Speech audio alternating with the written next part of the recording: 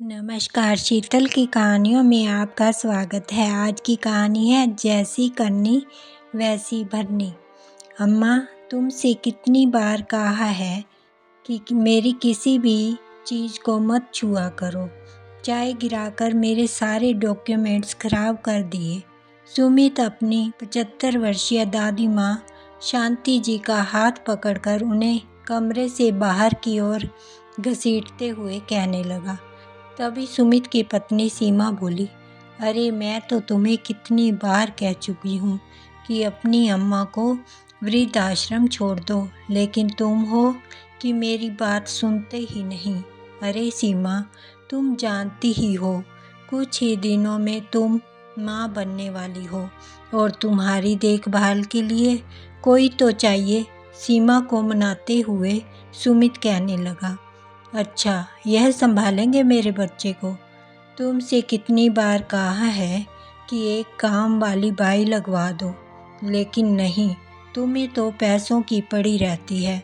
मुझे पता है मैं पूरा दिन उनके साथ कैसे काटती हूँ। अपनी आंखों से मगरमच्छ के आंसू बहाती हुई सीमा ने कहा। तो तभी सुमित बोला, अरे मैं समझता हूँ, पर तुम ही तो सोचो, अब अम्मा घर का कितना काम निपटा देती है। हाँ, घर का सारा काम तो तुम्हारी अम्मा ही करती है ना। मैं तो यहाँ बैठे बैठे मौज कर रही हूँ, मैं थोड़ी ना कुछ करती हूँ। सीमा गरज पड़ी। तभी सुमित उसके कंधे पर हाथ रखकर उसे समझाने लगा, अरे नहीं सीमा, मेरा वह मतलब नहीं था। इससे पहले कि वह कुछ और बोलता, तभी सीमा ने उसका हाथ झटके से पीछे किया और बोली, हाँ, बस करो, अब आप अपने ऑफिस जाओ। वैसे भी घर में खाने वाले ज़्यादा हैं और काम करने वाले कम। सीमा तिरछी नज़र से अम्मा की तरफ देखते हुए कहने लगी, ठीक है, मैं चलता हूँ, अपना ध्यान रखना। ऐसा कहते हुए सुमित मुस्कुराते हुए ऑफिस के लिए निकल गया। उधर उसकी दादी अम्मा की आंखों से आंसुओं की नदियाँ बहती जा रही थी, लेकिन वह बेचारी भी क्या करती। वह तो हरदम घुट घुट कर जीने को मजबूर थी। उनके साथ हर दिन ऐसा ही व्यवहार किया जाता था और सुमित के घर से जाने के बाद तो सीमा उनके साथ इतनी बदतमीजी से व्यवहार किया करती थी, मानो अपनी दादी सास से उसका जन्मों का वैर हो, जिसका वह बदला ले रही हो। अभी सुमित घर से निकला ही था कि सीमा ने आवाज़ लगाई, अरे ओ अम्मा, खाना नहीं बनाओगी क्या? हाँ, बहू, अभी आई। लाठी के सहारे शांति जी बड़ी मुश्किल से अपने कमरे से निकल कर आई। इस अवस्था में उनसे ठीक से काम भी नहीं हो पाता था, लेकिन फिर भी वह हर संभव प्रयास करती थी जिससे उनकी पोता बहू खुश रहे। लेकिन वह कहाँ खुश रहने वाली थी। खाना बना है या नहीं? अचानक सीमा की इस जोरदार आवाज़ से शांति जी काँप उठी। हाँ बहू, अभी लाती हूँ, रसोई घर में जाते हुए शांति जी ने कहा और किसी तरह लड़खड़ाते हुए रसोई घर से खाना लेकर आई। जैसे ही सीमा ने खाने की प्लेट पर एक नज़र डाली तो ज़ोर से बोली, यह कैसा खाना है, छी! मुझे तो लगता है कि आप जानबूझकर इतना बेस्वाद खाना बनाती हैं ताकि कोई आपको खाना बनाने को ही ना कहे। लेकिन बहू, ये खाना तुम्हारी सेहत के लिए अच्छा है। फिर सीमा बोली, ना बाबा, मुझसे तो नहीं खाना खाया जाएगा, ले जाइए इसे, अब मुझे भूख नहीं है। हाँ, और हाँ, एक बात कान खोल कर सुन लीजिए, थोड़ी देर में मेरी सहेलियाँ घर पर आ रही हैं, उनके सामने कोई नया नाटक मत करना। आधे घंटे के अंदर अंदर उनके लिए पकोड़े तैयार हो जाने चाहिए। थोड़ी देर ही हुई थी कि दरवाजे पर बेल बजी और सीमा की ढेर सारी सहेलियाँ घर के अंदर आई। अरे तुम यहाँ क्या कर रही हो? दिखाई नहीं देता क्या? मेहमान आए हैं, चाय पानी लेकर आओ। सीमा ने चिल्लाते हुए अम्मा से कहा। तो सीमा की सहेली बोली, यार आजकल यह नौकर लोग भी ना जरा सा प्यार से बात कर लो तो सर पर चढ़ नाचते हैं। थोड़ी देर में शांति जी पानी लेकर बाहर आई तो अचानक उनका पैर मेज से टकरा गया और उनके हाथ से पानी की ट्रे छूटकर गिर गई। शांति जी ने खुद को तो जैसे तैसे संभाल लिया, लेकिन सारे गिलास टूट गए। यह क्या किया? आपको पता भी है कितने महंगे गिलास थे। अब खड़े खड़े मेरा मुंह क्या देख रही हैं? इसे साफ कीजिए और चाय के साथ पकोड़े लेकर आइए। सीमा एक के बाद एक नए व्यंजन की फरमाइश करती जा रही थी और बेचारी शांति जी की हालत काम करते करते बद से बदतर होती जा रही थी। शाम होते ही सीमा बोली, अच्छा अब सुमित के आने का समय हो गया है, तुम सब जाओ। ठीक है यार, अगले हफ्ते मिलते हैं। ऐसा कहकर सभी सहेलियां एक दूसरे से बाय बोलकर निकल गई। तभी सीमा की शैतानी खोपड़ी में कोई नई चाल जन्म ले रही थी। वह जल्दी से शांति जी के पास गई और बोली, अम्मा मेरी वजह से आपको कुछ ज़्यादा ही काम करना पड़ गया। अब आप जाइए और अपने कमरे में आराम कीजिए। तभी शांति जी बोली, लेकिन सुमित के आने का टाइम हो रहा है, उसके लिए भी तो खाना बनाना है ना। फिर सीमा ने सहानुभूति का नाटक करते हुए कहा, अरे नहीं, आपको भी आराम की ज़रूरत है, और अम्मा का हाथ पकड़कर कमरे की तरफ ले गई। लेकिन शांति जी आराम नहीं कर पा रही थी। उनके दिमाग में एक ही प्रश्न घूमता जा रहा था कि अचानक बहू का व्यवहार बदल कैसे गया। लेकिन थोड़ी ही देर में बाहर से रोने की आवाज़ आई तो शांति जी हैरान हो गई और छड़ी के सहारे बाहर निकली तो देखा सुमित गुस्से से आग बबूला होते हुए उनकी तरफ ही बढ़ रहा था। उसे गुस्से में देखते ही शांति जी समझ गई कि ज़रूर सीमा ने कोई नई चाल चल दी है। आज तो यह गुस्सा मुझ पर फूटने ही वाला है।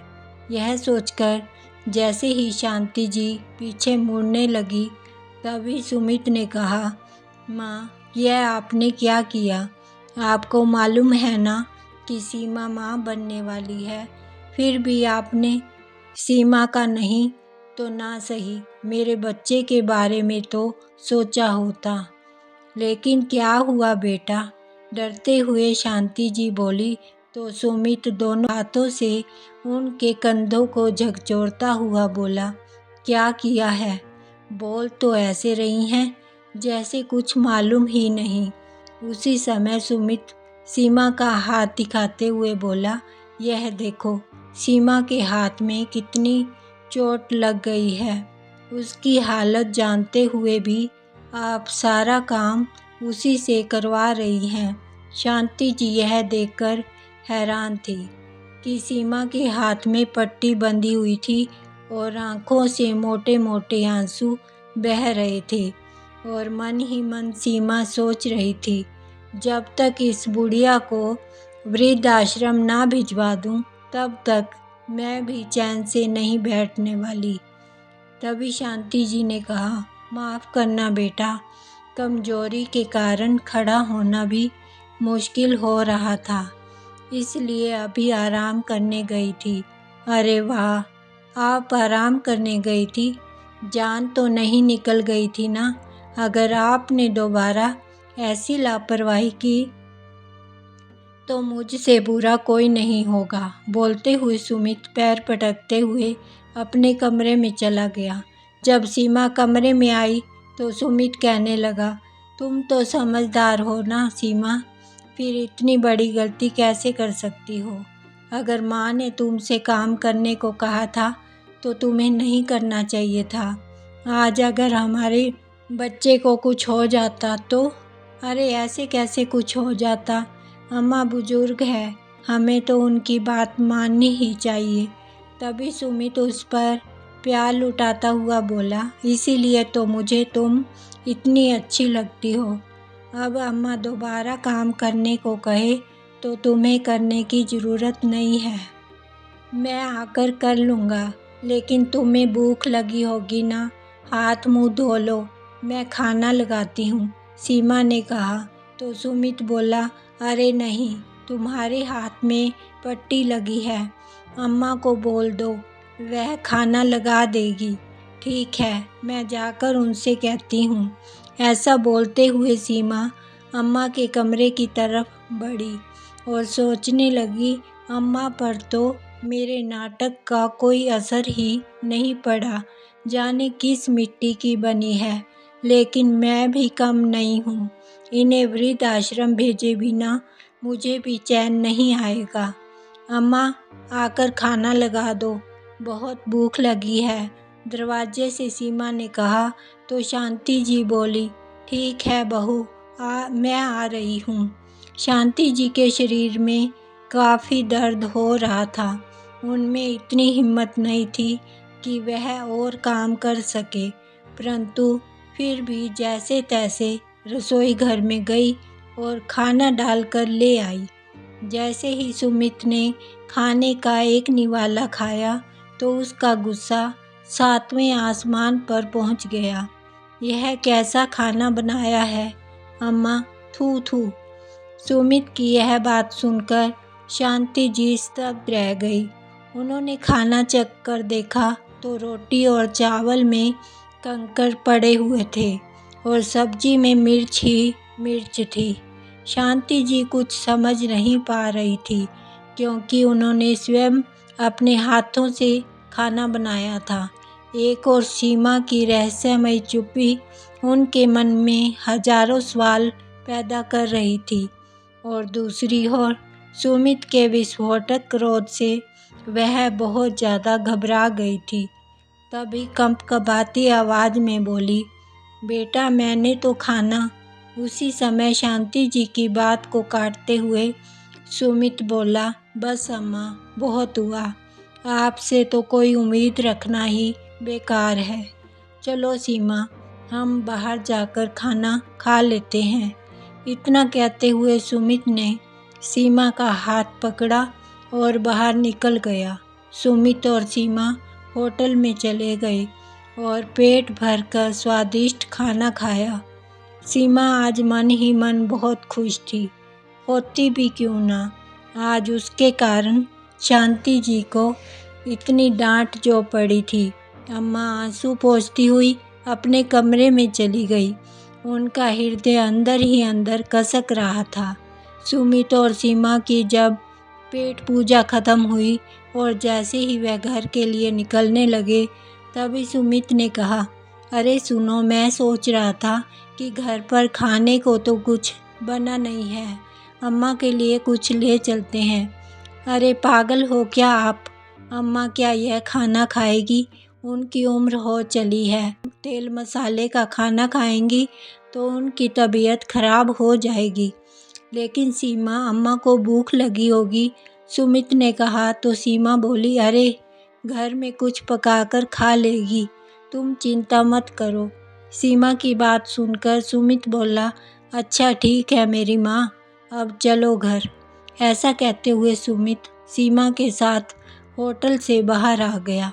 घर पहुंचकर सुमित ने दरवाजे की घंटी बजाई, लेकिन दरवाज़ा नहीं खुला। उसने दोबारा घंटी बजाई, पर दरवाज़ा इस बार भी नहीं खुला। फिर सीमा ने कहा, अरे हमें आने में देर हो गई है ना, इसलिए वह सो गई होंगी, तुम दूसरी चाबी से दरवाज़ा खोलो, मुझे बहुत नींद आ रही है।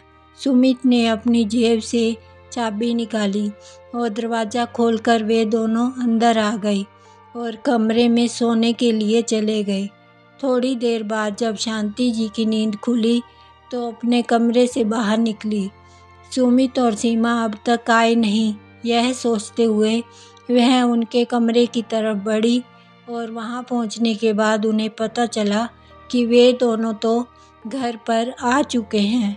बच्चों को देखकर उन्हें तसल्ली तो मिली, लेकिन उनकी आंखें भर आई और वापस अपने कमरे की तरफ लौट आई। उन्हें जोरों से भूख लगी हुई थी।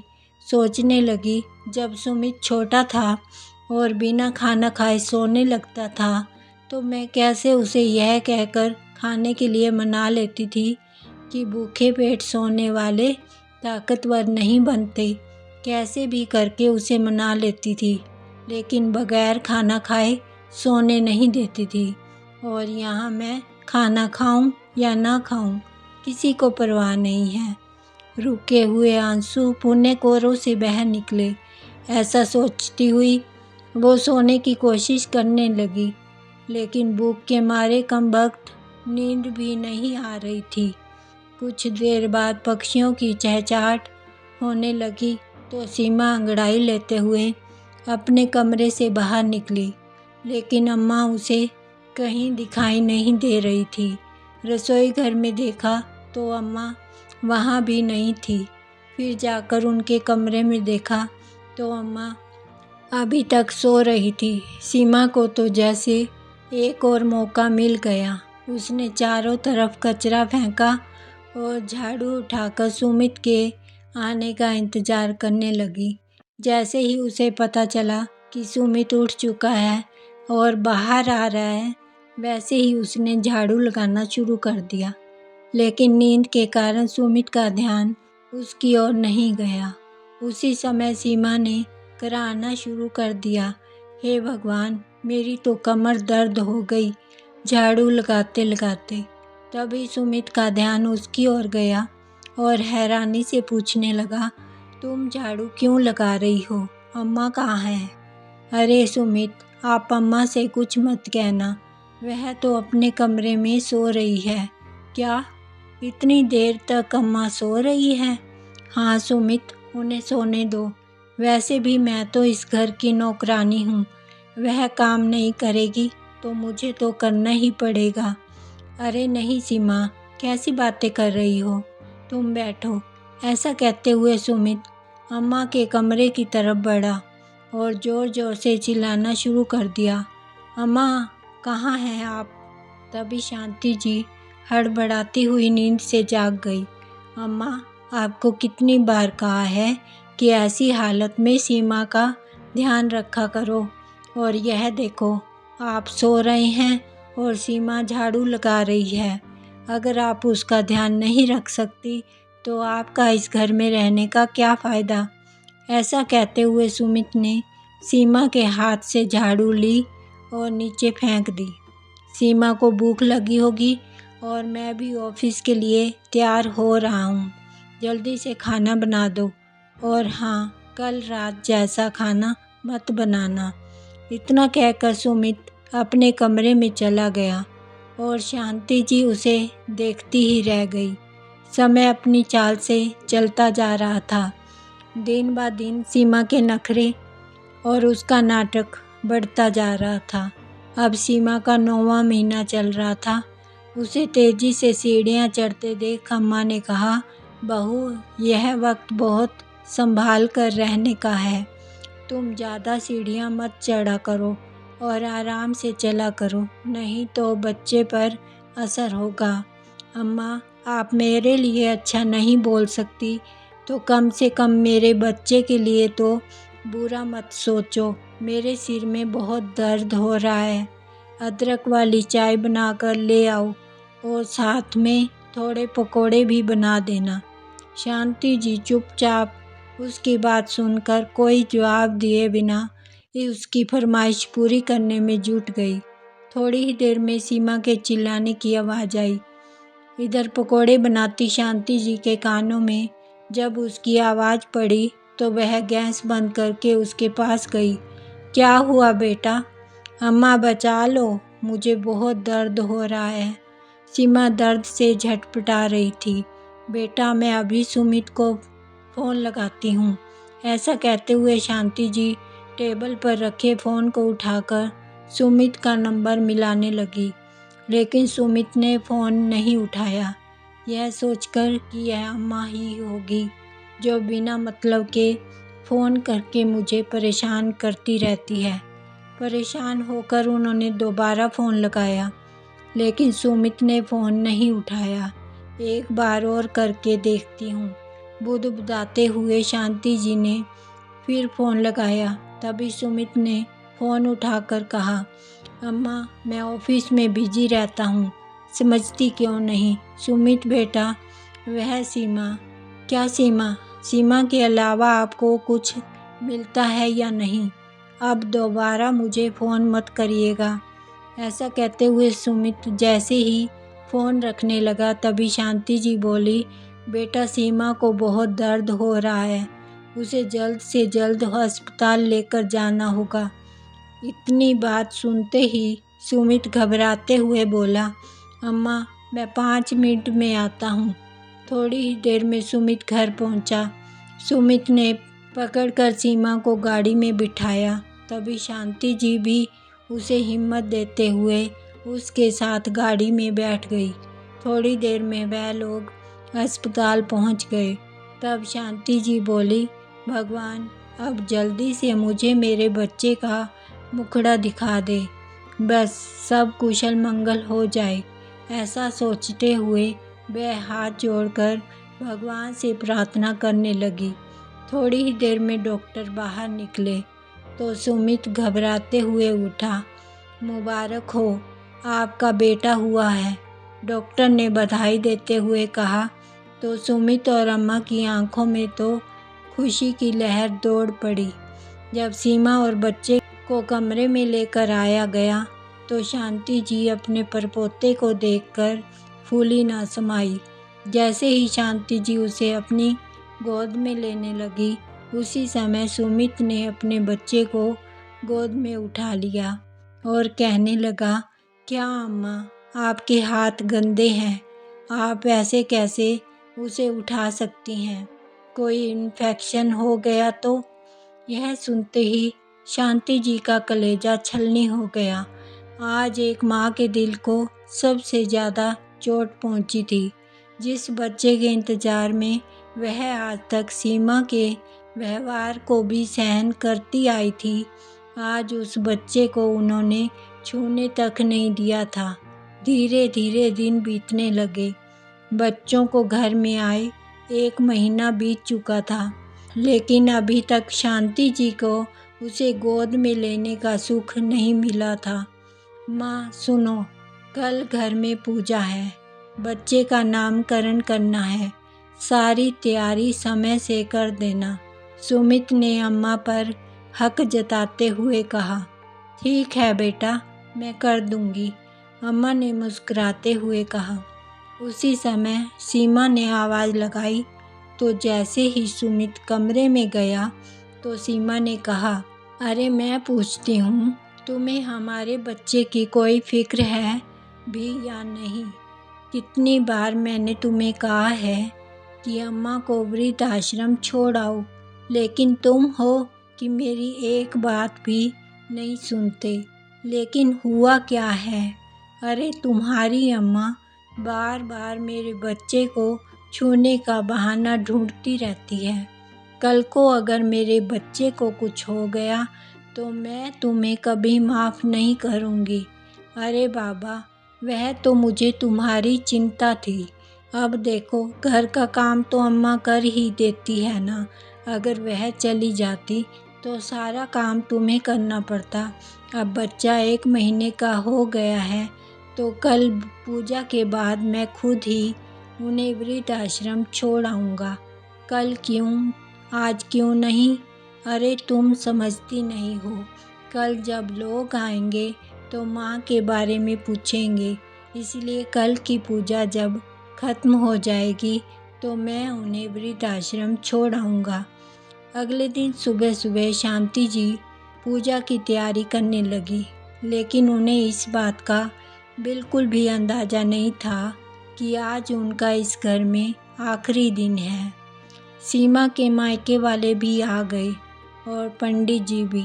जब बच्चे के नामकरण की बारी आई तो शांति जी बड़ी आस से सुमित की ओर देखने लगी कि एक बार तो वह उनसे ज़रूर पूछने आएगा कि अम्मा बच्चे का नाम क्या रखें, परंतु यह भी उनकी गलतफहमी थी।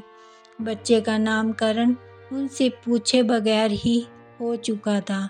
नामकरण के बाद सुमित ने पंडित जी का आशीर्वाद लिया और फिर शांति जी का आशीर्वाद लेने के लिए आया तो देखा उनकी आंखों में आंसू थे। तभी दांत पीसते हुए सुमित बोला, यह क्या अम्मा, आप सब लोगों को क्या दिखाना चाहती हैं कि हम आपका ध्यान नहीं रखते? नहीं बेटा, ऐसी कोई बात नहीं है।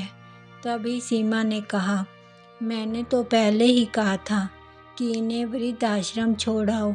देखो अब सब के सामने नाटक कर रही हैं।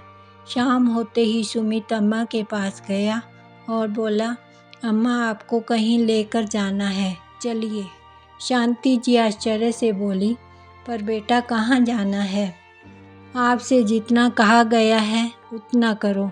अपने कपड़े उठाओ और चलो मेरे साथ।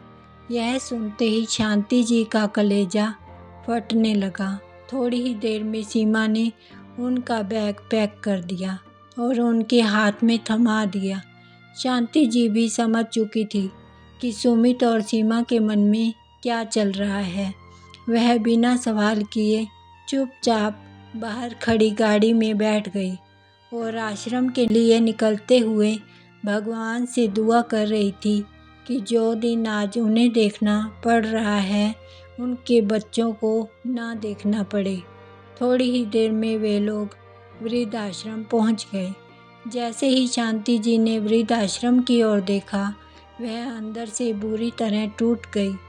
तभी सुमित बोला, अम्मा हमें गलत मत समझना, लेकिन अब हमसे आपकी देखभाल नहीं हो पाएगी, इसलिए मैंने फैसला किया है कि आज से आप यहीं रहेंगी। यहाँ आपकी उम्र के बहुत से लोग हैं, आपका दिल भी लगा रहेगा। ऐसा कहते हुए सुमित ने उनके पैर छुए और उन्हें वृद्धाश्रम में छोड़ दिया। आश्रम से निकलते वक्त सुमित की आंखों में भी आंसू थे, परंतु फिर भी उसने एक बार भी पलट कर नहीं देखा। इधर समय बीतने के साथ साथ सीमा की बदतमीजियाँ और ज़्यादा बढ़ने लगी। अब सुमित भी उसके व्यवहार से परेशान हो चुका था और रह रहकर अम्मा को याद करता था।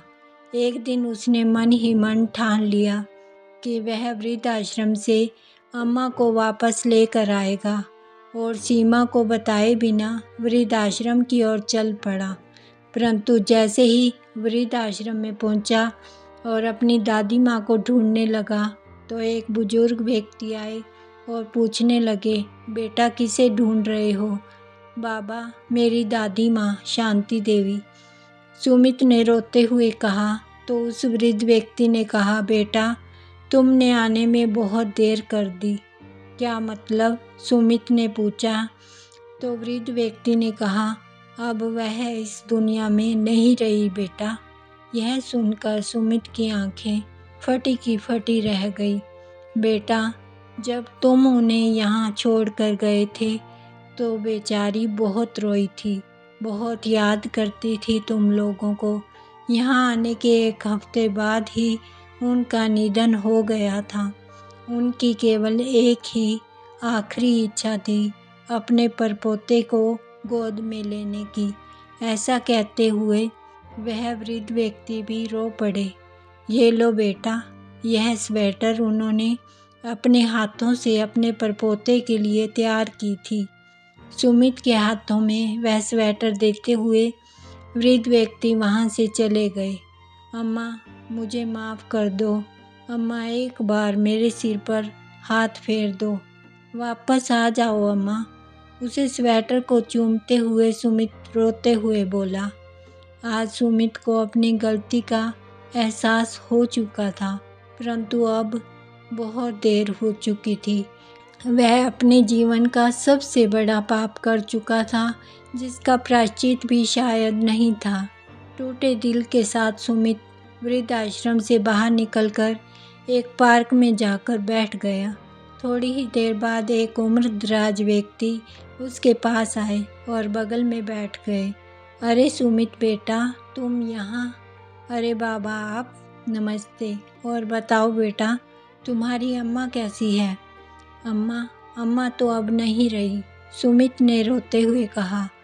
और उनके पूछने पर सुमित ने उन्हें सारी बात बता दी। यह सुनकर वह बाबा हैरान रह गए और बोले, भगवान तुम्हारे जैसा बेटा किसी को ना दे। तुम क्या जानो, जब तुम्हारा जन्म हुआ था उसके कुछ समय बाद ही तुम्हारे माता पिता की एक एक्सीडेंट में मृत्यु हो गई थी। लेकिन अपने सामने अपने जवान बेटे बहू की मृत्यु के बाद भी अगर वह माँ जिंदा थी तो सिर्फ और सिर्फ अपने पोते के लिए, तुम्हारा भविष्य बनाने के लिए। वह पढ़ी लिखी नहीं थी, लेकिन लोगों के घरों में झाड़ू पोछा बर्तन करके तुम्हारा पेट भरती थी।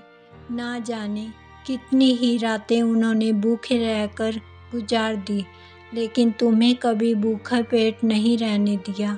खून पसीना एक करके वह काम करती रही और तुम पढ़ लिख कर इतना बड़ा किया कि आज तुमने भगवान समान अपनी अम्मा को ही घर से निकाल दिया। अरे बेटा, तुम क्या जानो, शांति देवी तो सचमुच की देवी थी। अपनी जान से भी ज़्यादा तुझे प्यार करती थी। तुमने तो एक अच्छा सिला दिया, एक माँ की ममता का। इतना कहते हुए वह बाबा रो पड़े और उठकर वहाँ से चले गए। समय बीतने के साथ साथ सुमित का बच्चा भी बड़ा होने लगा। वे दोनों उसे हर खुशी देना चाहते थे, लेकिन सीमा के कारण घर में हमेशा झगड़ा रहता। अब सुमित को अपनी गलती समझ आ रही थी कि गलती आखिर थी किसकी, सीमा की या अम्मा की। लेकिन कहते हैं ना कि इंसान तो अपने कर्मों को भूल जाता है, लेकिन भगवान कभी नहीं भूलता। उनके पास हर इंसान के कर्मों का हिसाब रहता है। वक्त ने करवट बदला और आज 25 साल के बाद एक विधवा औरत अपने बेटे और बहू से उनके घर के किसी कोने में पड़े रहने की भीख मांग रही थी। लेकिन दोनों ने उनका सामान बाहर फेंककर उसे घर से निकाल दिया। वह बूढ़ी विधवा और कोई नहीं बल्कि सीमा थी, जिसके पति सुमित की 2 साल पहले मृत्यु हो चुकी थी। सीमा को समझ आ रहा था कि आज मैं वहीं खड़ी हूँ जहाँ कल अम्मा खड़ी थी। आज उसे एहसास हो रहा था कि वह अपने द्वारा किए गए कर्मों को ही भोग रही है।